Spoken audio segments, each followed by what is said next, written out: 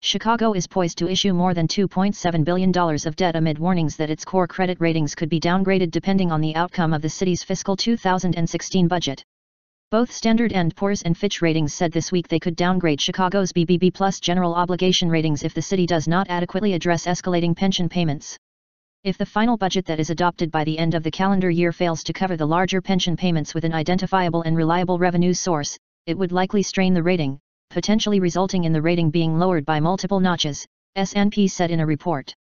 Fitch Ratings said Chicago risks a downgrade if it fails to put pension payments on a solid funding path or rates budget reserves. Moody's Investors Service, which dropped Chicago's rating to junk in May, withheld comment until a final budget is enacted.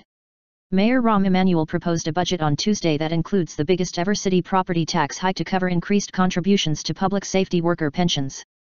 To make the $543 million tax hike, phased in through 2018, palatable to city aldermen, Emanuel is seeking an expanded tax exemption in the Illinois legislature to shield homes valued at $250,000 or less from the increase. His budget also counts on enactment of a bill that spreads out the city's police and fire pension payments. Additionally, Chicago is betting the Illinois Supreme Court will uphold the constitutionality of a state law aimed at shoring up the sagging finances of its municipal and laborers' retirement systems, partly through benefit cuts. S&P said that given these uncertainties, it expects city officials to consider contingency plans for addressing a $20 billion unfunded pension liability. At a press conference on Thursday, Emanuel said the city is on strong ground with its legislative efforts.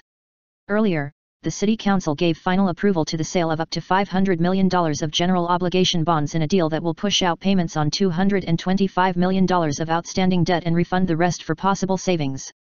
Aldermen also approved up to $2 billion of new and refunding O'Hare Airport revenue bonds and up to $225 million of sewer bonds, including $125 million to end interest rate swap agreements.